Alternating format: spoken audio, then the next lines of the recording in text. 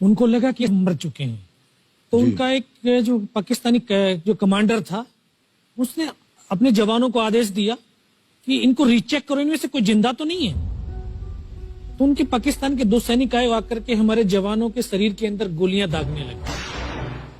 तो मैं बेहोश था, लेकिन इतना बेहोश नहीं था कि उनको सुन ना सकूं या देख ना सकूं। तो जो मेरे सामने वाले साथी को जो सीने में आकर 4-4, 5-5 जो राउंड के ब्रस्ट मारे, डेड बॉडी ऐसे उछलती थी ऊपर की तरफ, सामने वाले को मारा, बगल वाले को मारा, मैं भी इस तरह से ऐसे पड़ा हुआ था। उसने फर्स्ट में यहां पर ब्रस्ट मारा, फिर मेरे पैर में 2 जगह पे मारा। उसको मैं देख रहा हूं कि धुआं निकल रहा है, लेकिन उस गोली की पीड़ा को चुपचाप पड़ा सहता रहा और उनको यकीन हो गया कि इनमें से कोई जिंदा नहीं। फिर बहुत गालियां दी, बूट की ठोकरें मारी। काफी देर के बाद में उनका जो कमांडर था उसने बोला कि इनके वेपन उठा लो, और नीचे जो हिंदुस्तान का पोस्ट है उसके ऊपर दूसरे जो उनके साथी थे उनको सूचना दिया, उसके ऊपर कब्जा हमला कर दो। फिर ये आवाज भी सुनी तो मुझे लगा कि यार आज तो मेरी पूरी टीम खत्म हो जाएगी। दोबारा से उसके साथी आए, पाकिस्तान के सैनिक आए और हमारे जवानों के शरीर के अंदर गोलियां दागने लगे। उन्होंने फिर उसी रोटेशन से गोली मारी, पर जब 1 कदम आगे गया तो उसने राइफल मेरी सीने की तरफ तानी। तब मुझे लगा यार अब नहीं बचूंगा, लेकिन कहते हैं कि जाको राखे साइयां मार सके ना कोई। जब उसने गोली चलाई तो यहाँ पे पर्स में 5-5 रुपए के कुछ सिक्के भी थे। जब गोली जाकर के सिक्कों पे टकराई तो मुझे भी आभास हुआ कि तो मर गया हूं। पाकिस्तान का दूसरा सैनिक आया, उसने आकर के मेरा AK-47 उठाया और वापस मुड़ा तो उसका पैर मेरे पैर से टकराया हो। तब मुझे लगा कि यार मैं तो जिंदा हूं। तब मेरे पास एक हैंड ग्रेनेड था, मैंने उसको पिन निकाली और उसके ऊपर ऐसे फेंका तो कोट के अंदर हुड लगे हुए, हुड के अंदर वो गिरा जी। तो तुरंत पीछे की तरफ मुड़ के देखा, पीछे तो कोई मूवमेंट था नहीं। तो जब तक वो ग्रेनेड को निकाल पाता, ग्रेनेड फट गया। यहाँ से उसका पूरा सर उड़ा और वो हमारे ऊपर आकर के गिरा। जो पाकिस्तान के दूसरे सैनिक थे उनमें खलबली मची कि इनमें से कोई जिंदा है, कुछ बोले जिंदा नहीं, नीचे से रिइंफोर्समेंट आ गई। तो उनमें खलबली मची। मेरा पास वही एक मौका था, मैंने दोनों हाथों से उसकी राइफल को उठाने की कोशिश करी, ये हाथ हिला नहीं। एक हाथ से राइफल उठाई, वहां से ब्रस्ट फायरिंग किया, 4-5 पाकिस्तानी सैनिकों को मौत की नींद सुला दी। फिर बाएं हाथ से पलटा खाया, दूसरे पत्थर से 3-4 जगह से फायरिंग किया।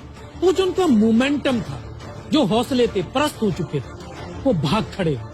2-3 मीटर गया, जाके देखता हूँ सामने उनके लंगर चल रहे, उनका लिविंग टेंट बना हुआ, उनके जो हैवी वेपन का डिप्लॉयमेंट था वो सब कुछ वहां पे लगा हुआ। उस समय जहन के अंदर एक ही पागलपन था, अपने साथियों को बचाना। फिर मैं वापस धीरे धीरे रेंगता हुआ अपने साथियों तक आया।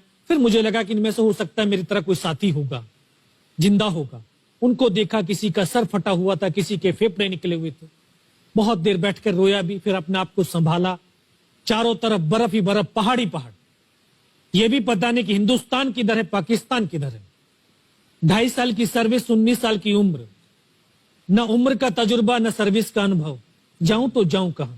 मैं बहुत 500 मीटर लगभग नीचे रोल करता हुआ आया और अपने साथियों जो नहीं चढ़ पा रहे थे दुश्मन की भारी फायरिंग की वजह से, वहां तक पहुंचा। फिर उनको उन्होंने मुझे पकड़ा, वो फर्स्ट एड दिया।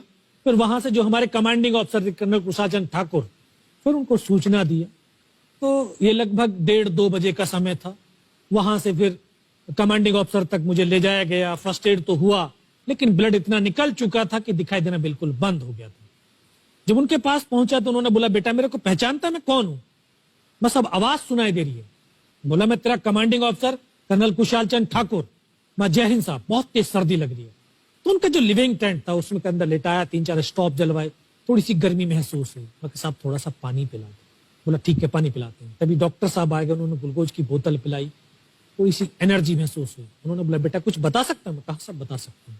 तो उनको बताया कि सर ऊपर ये घटनाक्रम हुआ है और ये वहां की इंफॉर्मेशन है। तो लास्ट में उन्होंने बोला कि बेटा जवान की रिक्वायरमेंट क्या है? मैं कहा, साहब जवान की रिक्वायरमेंट एम्युनिशन और फील्ड पट्टी की है। बोला, खाने के लिए नहीं चाहिए? सब भूख नहीं लगती। बस इतना कहते कहते तभी डॉक्टर ने कौन सा इंजेक्शन लगाया, फिर मुझे पता नहीं कहां पर हूं। फिर होश आया 3 दिन बाद, देखा ऊपर पंखा चल रहा है। पता चला कि 92 बेस हॉस्पिटल श्रीनगर, और वहीं से मुझे बेस हॉस्पिटल दिल्ली रेफर कर दिया और 16 महीने तक उस हॉस्पिटल में मैं रहा। 16 महीने तक आपका इलाज चलता रहा? जी। और वहीं पर हॉस्पिटल में ही मुझे पता चला कि 15 अगस्त 1999 को जब ये परमवीर चक्र का जो अनाउंसमेंट हुआ तो वो वहां पर ही मुझे पता चला। सर